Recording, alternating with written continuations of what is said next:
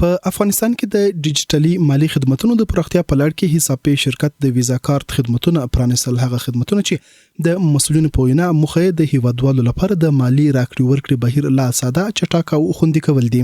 د دې خدمت د پرانیستي په مراسمو کې د حساب شرکت مسؤلینو ویل دغه شرکت په 2021 میلادي کال کې خپل فعالیت پیل کړ او تر دې دمه د هیواد په بیلابیلو برخو کې له 1 میلیون څخه زیات مشتریان جذب کړي دي. دوی زیاته کړه حساب د ډیجیټلي پولي خدماتو ترڅنګ په نورو مالی برخو کې هم هیوادوالو ته بیلابیلي اسانتیاوې برابروي او د هیواد په ټولو ولایتونو او ډیری ولسوالیو په کچه د خدماتو د وړاندې کولو لپاره څانګې لري. زموږ هدف دا دی چې هیوادوال او افغان کارکونکي ته د نړیوالو ډیجیټل تادیاتو لپاره لا زیات فرصتونه برابر کړو او هغوی وشي کولای د یو باوري اسانه ډیجیټل مالی پلتفرم لارې خپل اړتیاو ته جواب ووایي. این کارت برای ما تنها یک کارت جدید نیست، بلکه یک گام دیگر برای نزدیک شدن افغانستان به اکوسیستم پرداخت دیجیتال بین‌المللی است.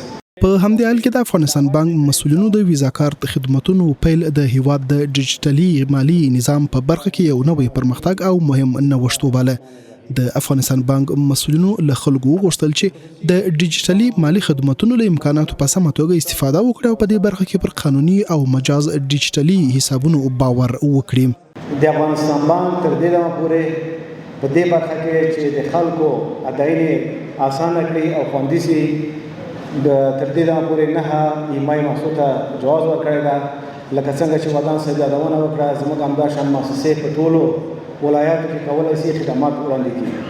با همکاری همه اعضای خویش که بانک‌های تجارتی و مؤسسات پول الکترونیکی که فعلا در کشور فعال هستند پیوسته در راستای ازی که بتانیم یک اکوسیستم مطمئن، مؤثر و مجهز با تکنولوژی‌های نوین داشته باشیم.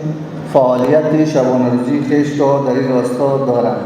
د مراسمو په وروستۍ برخه کې په ترکیه کې د افغان هوشمند او حساب شرکتونو ترمنځ د همکارۍ هوکړه لیکم لاسلیک شو.